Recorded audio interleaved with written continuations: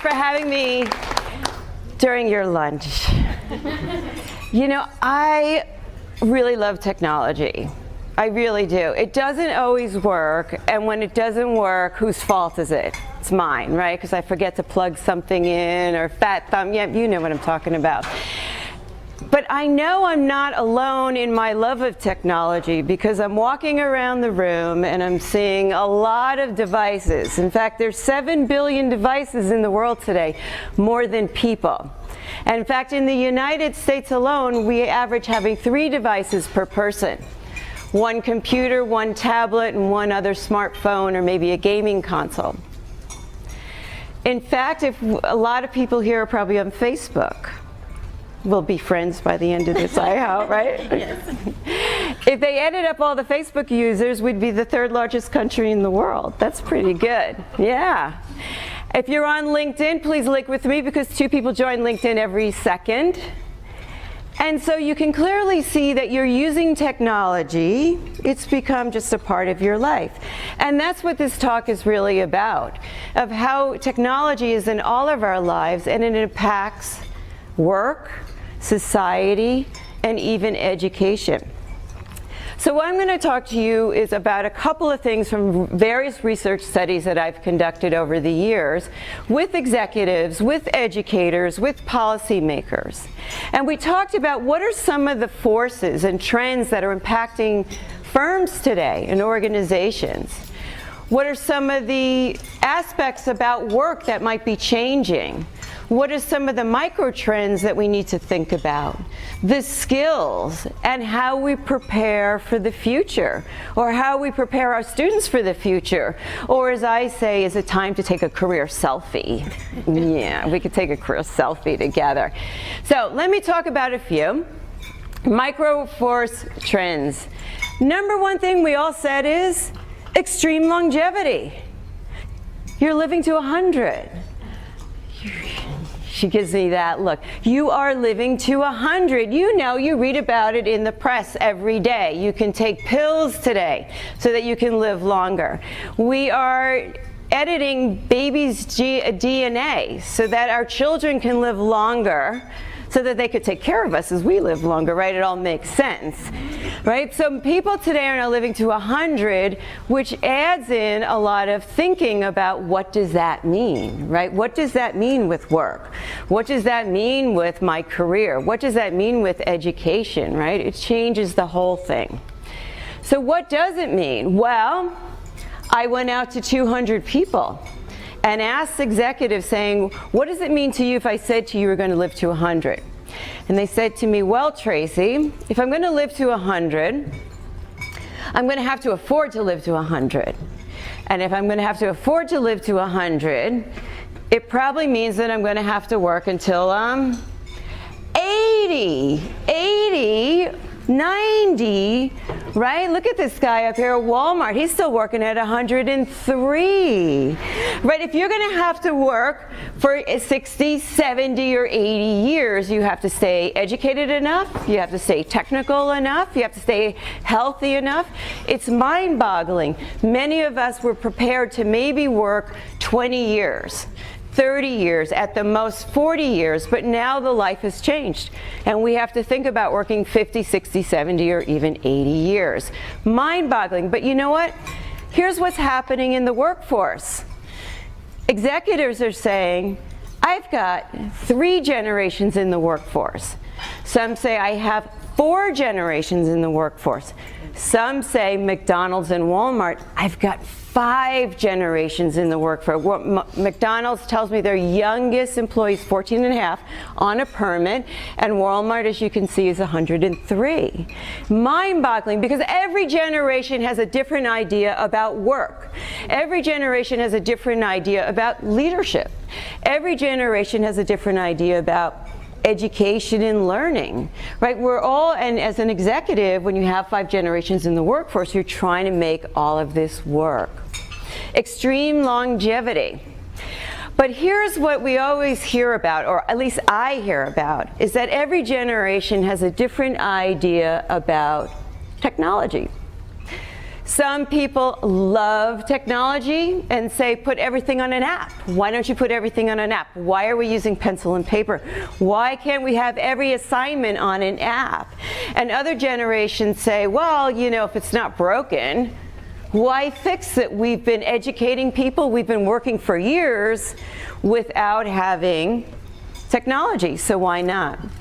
And some generations are right in between, sort of like me. I didn't grow up with technology, but I'm certainly very interested in it, especially when I find it can be very useful and efficient.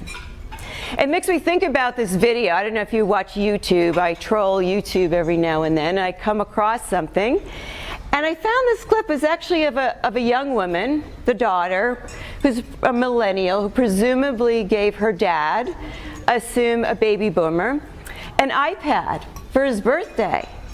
And she wanted to stop by and see how he was doing with the birthday gift. And the dad said, it's fantastic, I really love it. The problem is he thought it was a cooking utensil. Let's take a look. A VUCA world, volatile, uncertain, complex, and ambiguous. I'm told it's actually an Army War College term of what it's like to be a first responder when you're sent out to war. And executives are telling me today that that's what it's like to run a company. It's volatile, right? It's uncertain, it's complex and ambiguous, because you really never know, like I experienced yesterday, when there's going to be a natural disaster. Here it's rain that wipes out all the flights, the roads, right? You never know. You also don't know when it's going to be complex and ambiguous, such as a cyber attack. Who ever heard of cyber attacks, right? And now all of a sudden we're worried about our data and our identity and our networks. And you never, though, as many executives say, is you never know when that little bitty startup comes out of nowhere, you know what I'm going after, and eats your lunch. Right? You remember Blockbuster? Probably don't. Netflix came along. Uber. I know it creates a lot of, agonizing in Texas, but really by me, we survive on Uber. I couldn't believe, right? And just like that, came out of nowhere, didn't it? It solved people's problems. Airbnb. All of a sudden, nobody stays in hotels anymore. Everybody's either renting out a room on Airbnb or staying in a room in Airbnb. Just like that, we live in a VUCA world, volatile, uncertain, complex, and ambiguous. Another force, smart machines and automation. A lot of people ask me, Tracy, do you think technology will replace, displace, or create jobs? And it's a very good question, because everyone has a viewpoint about that. I worked in a world with Apple and Cisco's and Google's that are creating thousands of jobs around the world because they create technology. But in other industries, they see it more of a threat. And a lot of people kept saying to me, well, Tracy, here's the example of the bellboy. Is the job going away? So I went in and asked them and said, you have this robotic bellboy here. What does that mean for jobs? Do they go away, or do they create them or displace them? And they said, some of our bellboys just said, I can only be a bellboy. That's it. I don't want to be anything else. I don't want to learn anything else. So they had to leave the hotel. And they had to go find another place that wanted a bellboy. They said other bellboys said, I'm ready to expand my skills. Education and training. Rotate me somewhere else in the hotel. I really like staying here, but I realize you don't need me as a bellboy anymore. The third one, they said, was actually very, very clever, because there was a guy who said, you know what, I understand that technology, and I am the best subject matter expert in New York, of course New York, being a bellboy. So what did he do? He went to the manufacturer of the robotics and said, I'll be your sales director of operations. Because nowhere will you find someone with the subject matter expertise who understands and will use the technology. So they said, actually, the choice is pretty much yours. It was really up to the individual to decide if they wanted to be replaced by the technology, displaced, or create a new job. We live in a globally connected world and flat world labor. I call it from eBay to Elance, or now actually Elance is called Upwork. The reason is that now, thanks to the internet, we have a global marketplace, right? Remember when eBay started, I ran out right away, started a storefront. I said, I can't believe this. I could go sell things. I started going through my whole place and started selling things.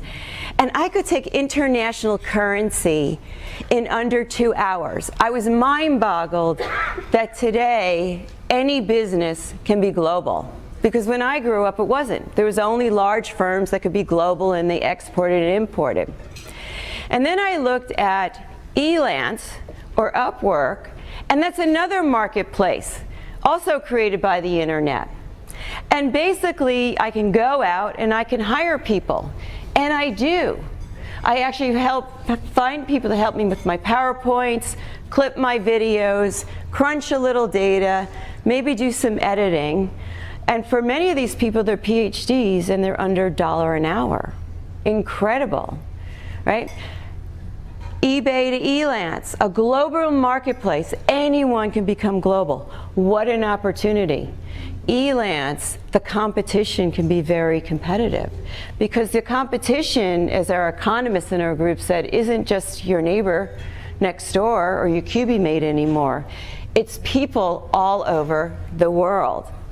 So globalization does impact work, which makes me start to think about what's the future of employees, right? If we have this ability to start businesses as an individual globally, if we have the ability to find people and talent on marketplaces. Well, there was another trend going on. You may be aware, it's called crowdsourcing.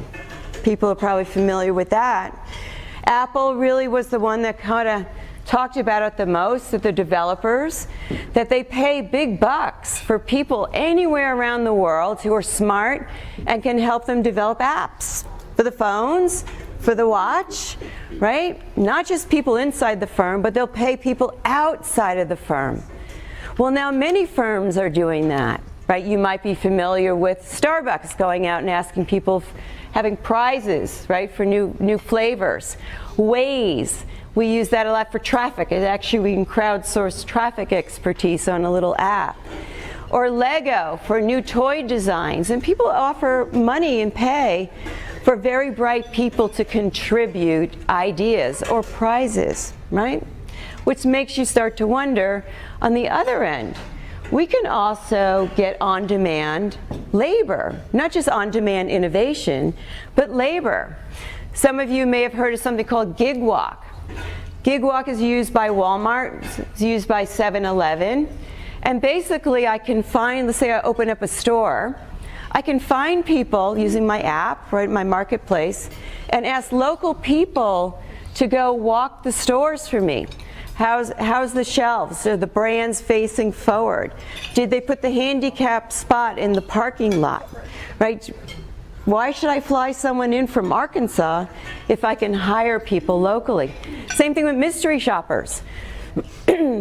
Mystery Force is a place that I can find mystery shoppers locally when I have a store opening or I want to check a brand, and crowdsource people on demand. They might get paid by the gig, they might get paid by the hour or by the activity, and they walk around with their cameras, right, and they film, they fill out the forms, and it's actually jobs. And I'm sure you've seen on-demand tutoring. So on-demand has really hit everyone, not only the corporate world, but also the educational world. So it makes you think, though, what's the future of the firm going to look like? If I can go out and source innovation, and I can go out and source on-demand labor, what's the company going to look like? What is that? Are we going to evolve it, or are we going to turn our employees into like cogs in a wheel, just making sure that the systems run, payroll, basic stuff? I don't think so. I think eventually we'll move through this and figure out ways of reinventing firms